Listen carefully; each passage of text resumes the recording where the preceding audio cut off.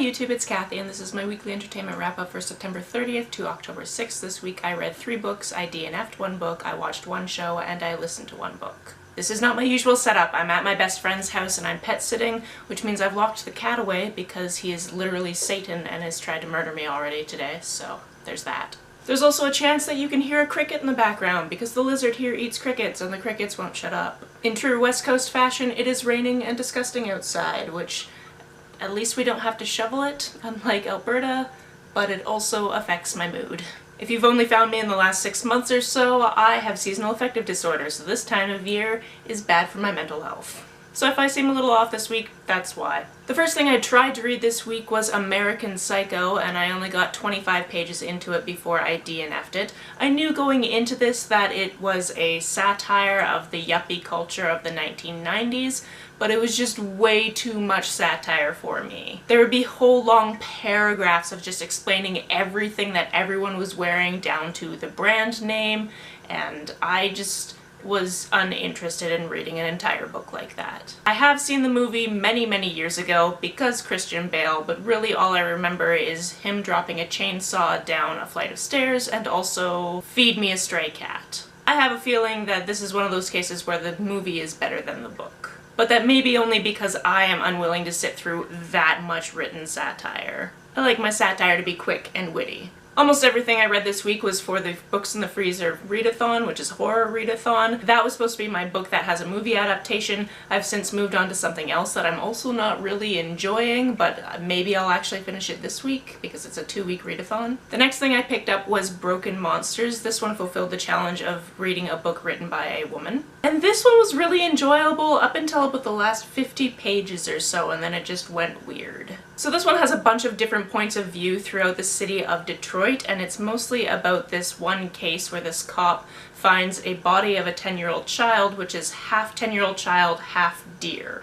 From there, we're trying to see the detective solve the case, but then we also have the perspective of one of the detective's daughters, and she is having some hard times and also doing some things on the internet she really shouldn't be. We also have the perspective of somebody who's just moved to town and is trying to be a journalist there on YouTube. And then we have a few different perspectives from people who are either homeless or drifters or the murderer. I don't really want to spoil how it kind of goes sideways towards the end, but I felt that what did happen with those last 50 pages or so wasn't really warranted. If there had been more throughout the rest of the text to build up to that, maybe. And I could definitely see where the author was going with it, but it just seemed abrupt and strange and it doesn't get explained, which not everything has to, but at the same time I really wanted it to. So if you like twisted, dark, and creepy and something a little bit weird, this is one for you. I also picked up volumes 1 and 2 of Tokyo Ghoul. This is for the challenge of read a book by or about a person of color or a queer character, and from my understanding, not only is this a person of color because this is from Japan, this does also have a queer aspect somewhere down the line, but it's definitely not in the first 2 volumes.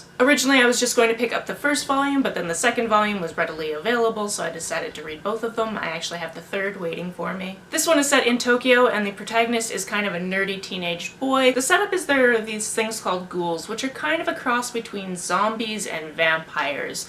They feed on humans, basically, is what you need to know about them, and unbeknownst to the protagonist at the beginning, they can also look like humans. Through a tragic accident, he ends up becoming a ghoul, which is very unusual. That's not usually how things go. You're either human or you're ghoul, but now he's a hybrid. So a lot of the graphic novel to this point is him coming to terms with that and learning how to be a ghoul, because it is really affecting his life. My library has at least the first 15 volumes, and I think I'm just going to keep reading it. The show I watched this week, no surprise to anybody who's been around for a while, is Survivor. Although I watched a couple of episodes of season 10, and I also watched the most recent episode of season 37. And because we're early in both seasons, my brain kind of mixes them together. So I keep trying to think about what's going on in season 10 and why they haven't voted off this certain person, only to realize that that person is in season 37. It all just kind of mixes together. I need to start watching some narrative stuff again. Actually, what I really need to do is rewatch all of Riverdale because I'm talking about it at the end of the month at Geek Girl Con. And the book I listened to this week was Children of Blood and Bone. This is an 18-hour audiobook, so I don't suggest trying to do it all in 1 week, but I did. This is a YA fantasy that takes place in a world that is heavily steeped in religion and spirituality, and also in magic, because there are certain people who possess it. Or at least they did until 11 years previously when magic disappeared. Now there's the possibility of magic coming back, and the people that have been downtrodden and basically killed off because they used to possess magic could rise again. This one was another book that had an ensemble cast, so different points of view. So we had a character from the lower classes, we had a character from the upper classes, and then we had that character's brother who is also upper class, but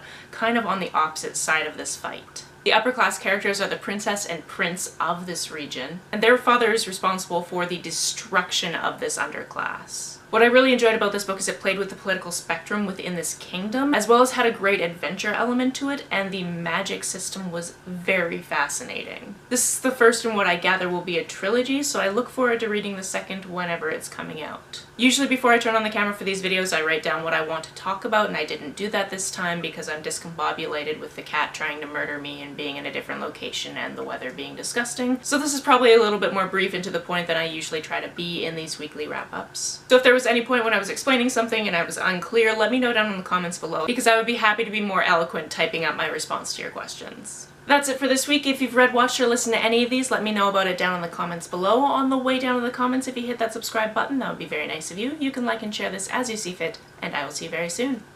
Bye!